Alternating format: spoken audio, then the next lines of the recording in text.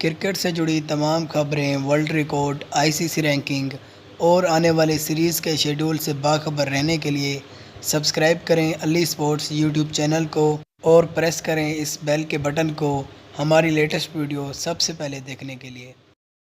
السلام علیکم دوستو، اس ویڈیو میں ہم بات کرنے والے ہیں قومی ٹیم کے فاسٹ بولر جنید خان کے بارے میں۔ کیا جنید خان ورلڈ کپ 2019 میں قومی ٹیم کا حصہ ہوں گے یا نہیں؟ ان کے حوالے سے ایک بڑی خبر سامنے آ گئی ہے۔ اس سے پہلے اگر آپ نے ابھی تک ہمارے چینل کو سبسکرائب نہیں کیا تو جو ویڈیو آپ دیکھ رہے ہیں اس کے نیچے لال کلر کے سبسکرائب بٹن پر کلک کر کے چینل کو سبسکرائب کر دیں اور ساتھ موجود بیل کے آئیکن پر بھی کلک کر دیں تاکہ ہماری آنے والی ویڈیوز آپ کو بآسانی مل جایا کریں۔ تو آئیے آج کی ویڈیو شروع کرتے ہیں۔ دوستو، اگر جنید خان کی پرفارمنس دیکھی جائے تو انگلینڈ کے خلاف چوتھے ون ڈے میچ میں ان کو کھلایا گیا۔ انہوں نے اپنے 10 اوورز میں 85 رنز دیے تھے اور ان کی فیلڈنگ بھی کافی کمزور ہے۔ تو یہ سب کچھ دیکھتے ہوئے کپتان سرفراز احمد کا کہنا ہے کہ جنید خان کی جگہ وہاب ریاض کو شامل کیا جائے، جبکہ کوچ مکی آرتھر کا کہنا ہے کہ ان کی جگہ فہیم اشرف کو ٹیم میں شامل کر لیا جائے۔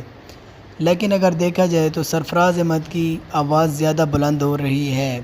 سرفراز احمد قومی ٹیم کے کیپٹن ہیں اور وہی ٹیم کو لیڈ کریں گے ورلڈ کپ کے لیے۔ سرفراز احمد کو کہنا ہے کہ ایکسپیرینس وہاب ریاض کو ٹیم میں واپس لایا جائے۔ دوستو، آپ کو بتاتے چلیں کہ پاکستان اور انگلینڈ کے درمیان 5واں ون ڈے میچ جاری ہے اور اس کے ختم ہونے کے بعد دو بڑی خبریں سامنے آ رہی ہیں۔ ایک تو قومی ٹیم کی جرسی جو ہے ورلڈ کپ کے لیے جرسی، وہ بہت جلد اناؤنس ہونے والی ہے اور سوشل میڈیا پر وہ آپ کو دکھائی دے گی 1-2 دن کے اندر۔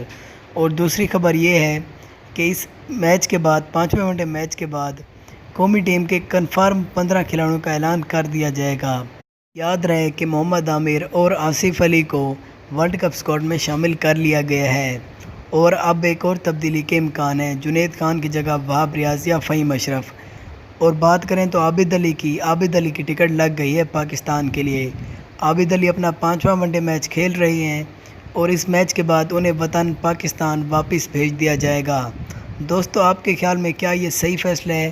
اپنی قیمتی رائے سے ہمیں ضرور آگاہ کریں۔ ملتے ہیں اگلی ویڈیو میں، تب تک کے لیے اللہ حافظ۔